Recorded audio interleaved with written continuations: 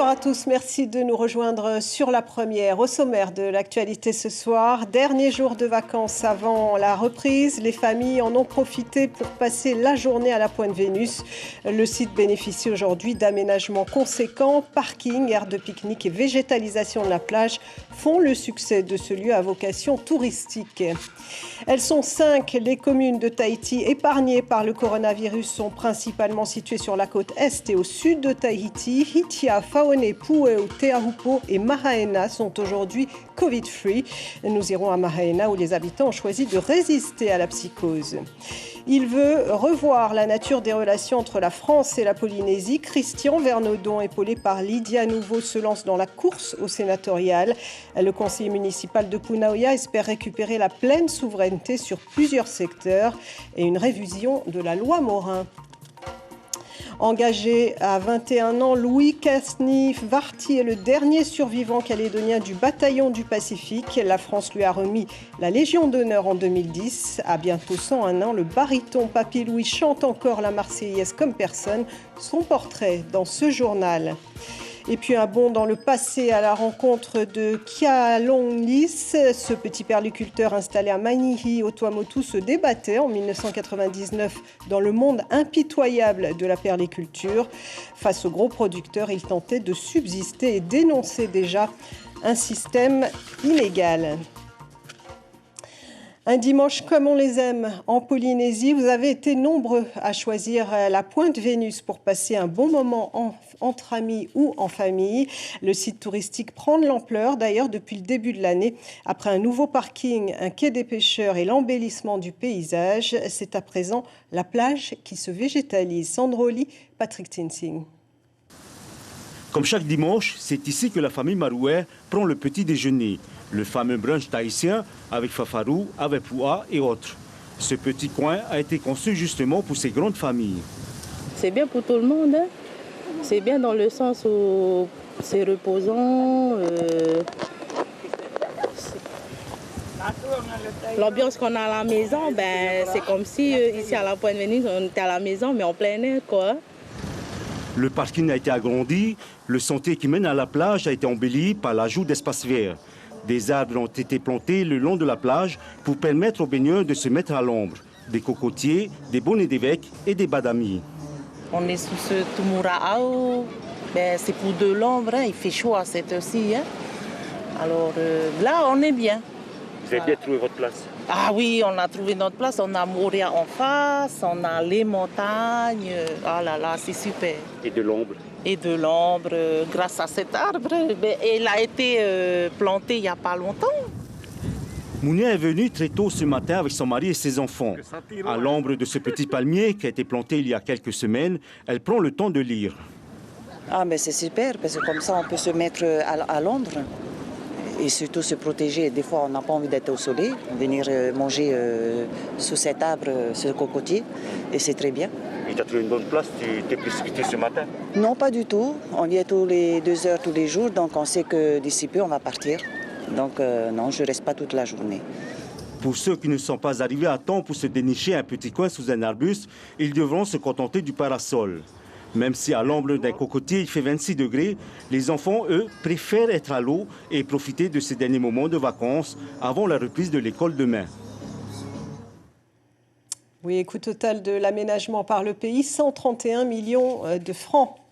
Toutes les communes ne sont pas égales face au Covid. Vous le voyez sur la carte en vert. Mahaena, Hitia, Faone, Pu'eu et Teahupo sont aujourd'hui épargnés par le virus.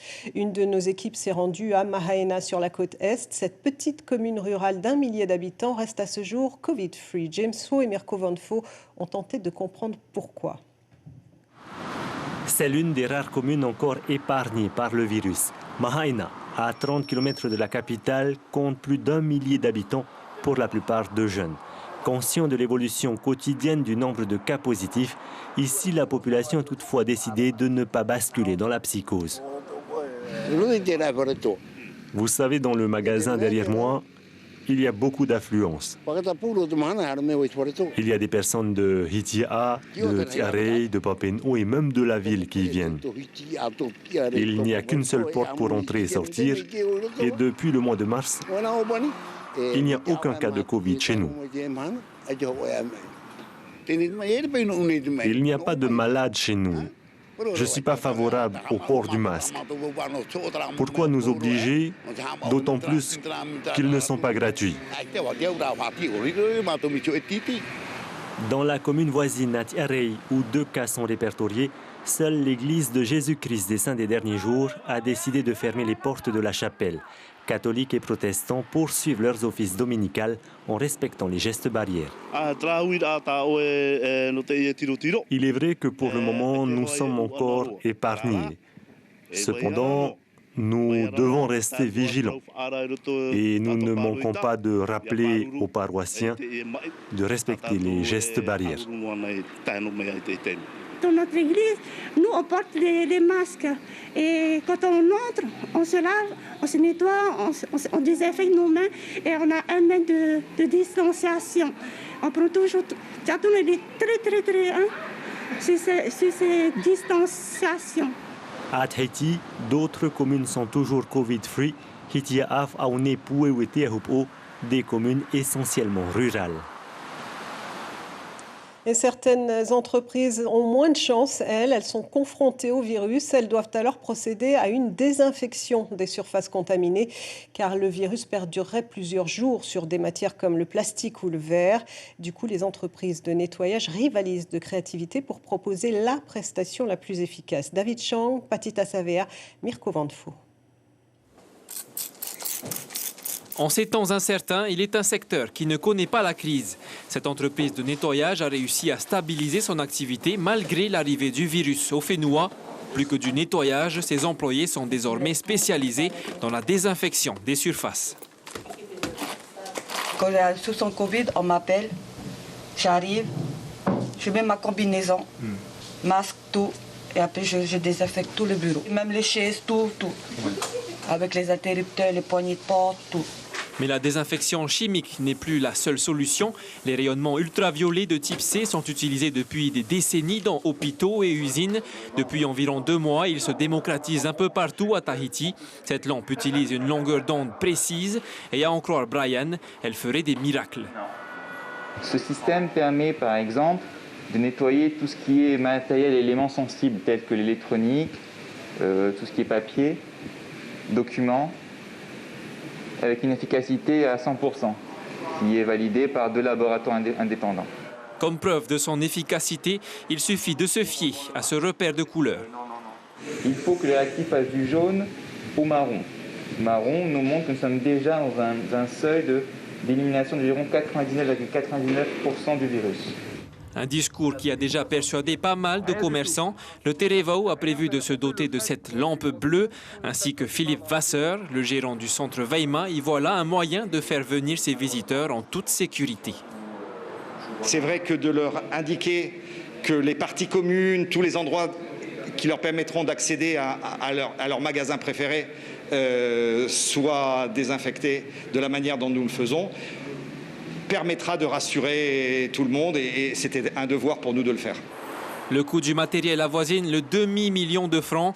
Il nécessite aussi le nettoyage des surfaces au préalable et d'après certaines études scientifiques, son efficacité est très variable. On pense que justement c'est efficace sur le virus du Covid parce que c'est efficace sur 99%, 90% des virus. Ceci étant, ça ne doit absolument jamais éviter ou éloigner les gestes barrières. On va dire que c'est un complément. En aucun cas, on doit se satisfaire d'uniquement un traitement avec les UV. Égard aux produits bon marché sur Internet, ces lampes par exemple ont l'allure de lampes de chevet. Elles promettent de désinfecter l'air ambiant, mais rien ne permet de prouver une telle efficacité. Physiciens et médecins s'accordent même à dire qu'elles peuvent être dangereuses pour l'homme. La prévention jusqu'à Nukuhiva aux Marquises avec cette matinée informative à destination des personnels de la maison de l'enfance de Taiohe. Au programme, le rappel des gestes protecteurs, un exposé sur les virus ou encore les recettes pour booster le système immunitaire. On a aussi parlé hygiène à la maison, comme l'explique cette infirmière de la cellule santé aux Marquises à Marie-Curva. L'intérêt aujourd'hui de venir former le personnel de la maison de l'enfance, c'est qu'ils puissent après eux transmettre les informations par rapport aux gestes barrières. Et on a voulu appuyer aussi sur, bon, puisqu'on connaît le lavage de mains, le port de masque, voilà, mais on a voulu aussi mettre l'accent sur les produits virucides. Quand on va sur le site de la direction de la santé, on peut très bien trouver des fiches expliquant justement les normes. Donc là, on voit que c'est la norme, bon, il faut bien regarder, hein, c'est 14476, qui, elle, est efficace contre le coronavirus. Par contre, c'est à partir de 30 minutes, en principe, 30 minutes d'action pour pouvoir tuer le virus. Dans une semaine, jour pour jour, les grands électeurs seront appelés aux urnes. Parmi les 13 candidats au sénatorial, Christian Vernodon, assisté de Lydia Nouveau, espère convaincre les maires polynésiens. Au programme du conseiller municipal de Punaoya, une plus grande autonomie de la Polynésie par rapport à l'Hexagone. Les deux candidats sont aussi engagés dans le combat du nucléaire. David Chang, Patita Savea. Les communes ne sont pas assez autonomes vis-à-vis de la France.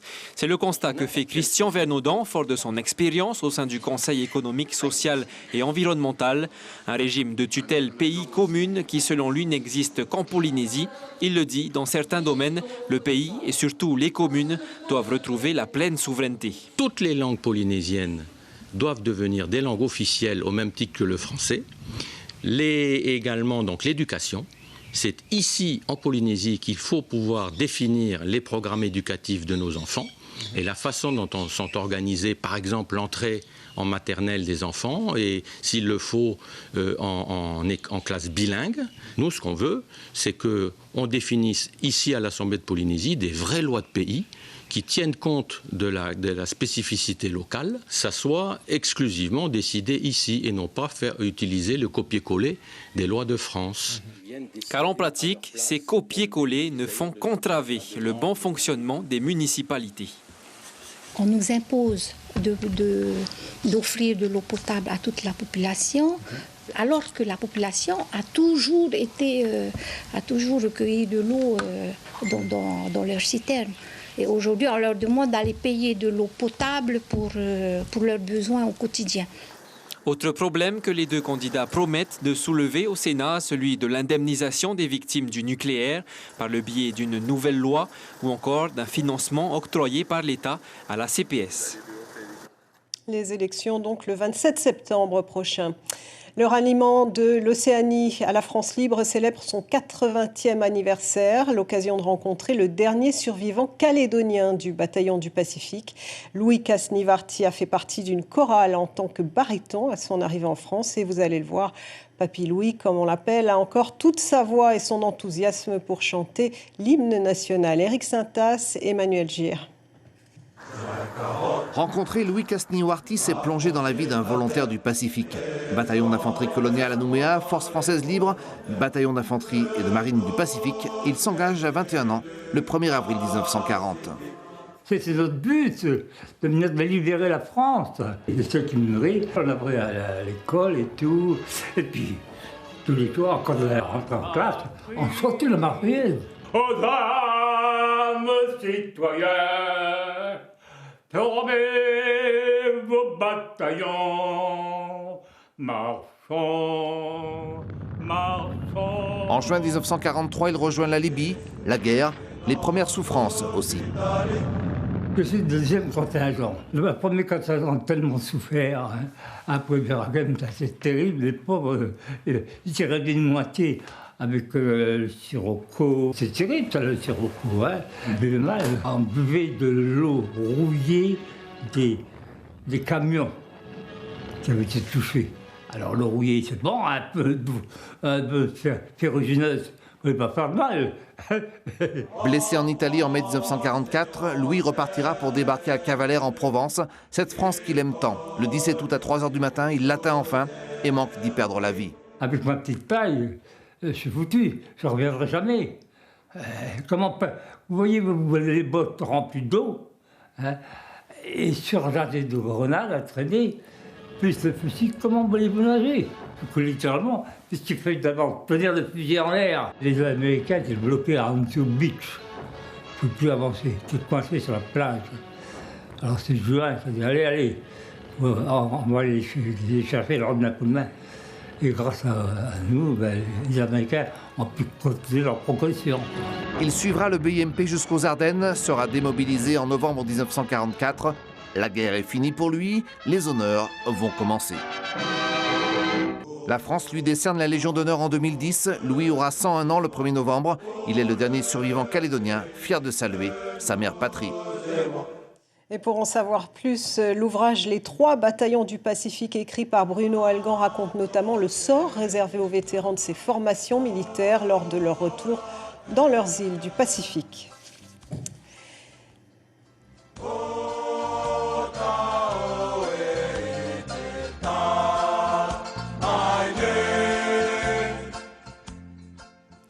Direction Raivave aux Australes à la rencontre des derniers experts en pirogues traditionnelles, des embarcations mythiques dont la conception est particulière. Elles sont cousues à la main, un savoir-faire transmis oralement qui perdure jusqu'à aujourd'hui. Rohan Potoru sur les images de Arthur Thierry. C'est le va'a traditionnel de l'île de Raivave. La forme et la fabrication n'ont pratiquement pas changé. Elle est cousue à la main avec de la fibre de coco tressée. Aucun clou en acier n'est utilisé pour assembler les différentes parties de la coque.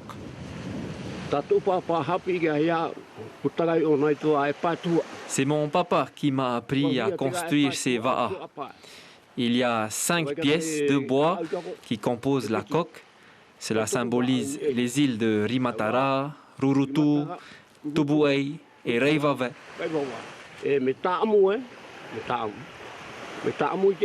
On utilise de la fibre de coco tressée pour assembler le tout.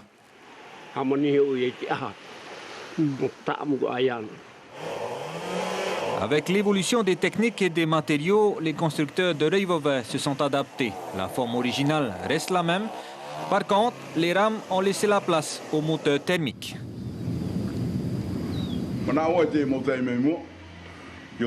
Aujourd'hui, on évolue avec le temps.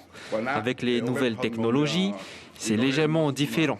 Mais la conception d'origine des anciens est toujours valable. C'est ce qui est formidable.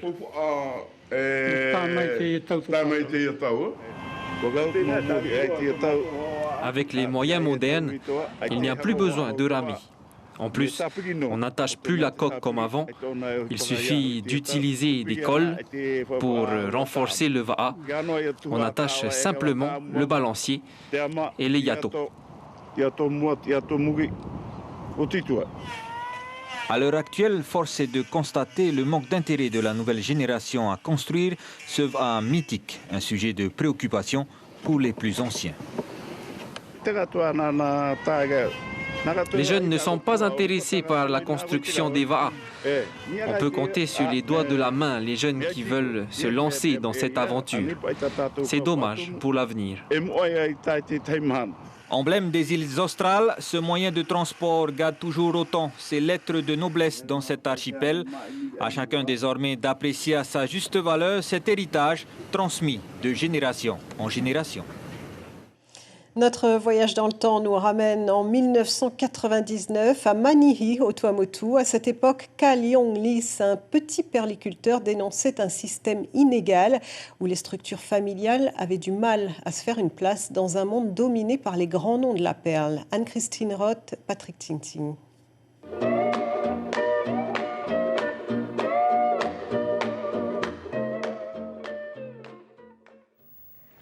Des nacres font de l'eau tout son capital après 20 ans de travail.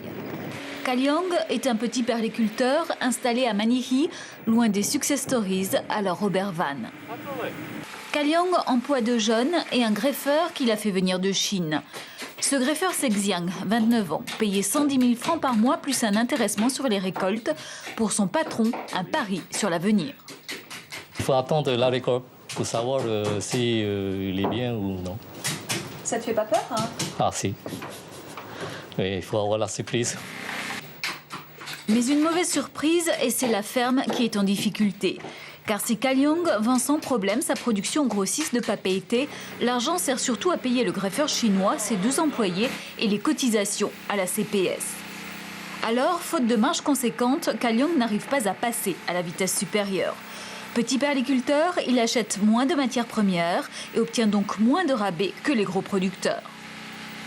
Le prix, ce n'est pas le même que les petits et les gros. Alors, on nous vend à des prix énorme. Et puis pour les gros fermes, ils peuvent acheter des collecteurs moins chers. Kalyong effectuera une récolte lundi prochain. Il espère obtenir 5000 perles si tout va bien. Tout dépendra ensuite de leur qualité.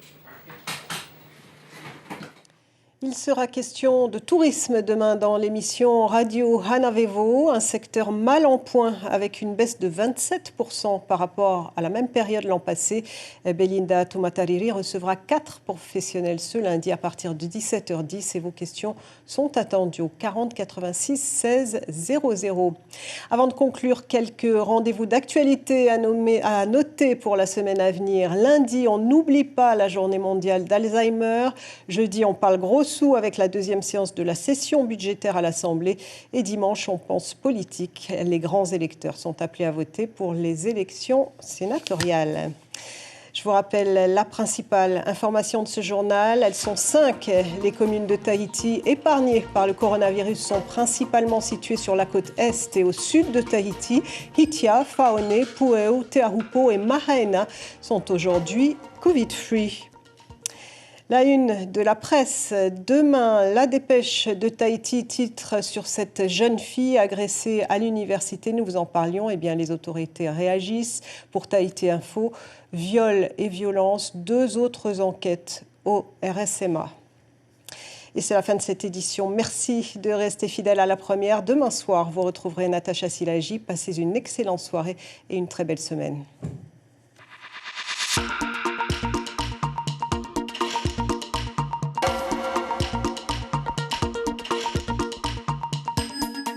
Retrouvez notre journal en replay sur notre site internet. Retrouvez ce programme en replay sur notre site internet.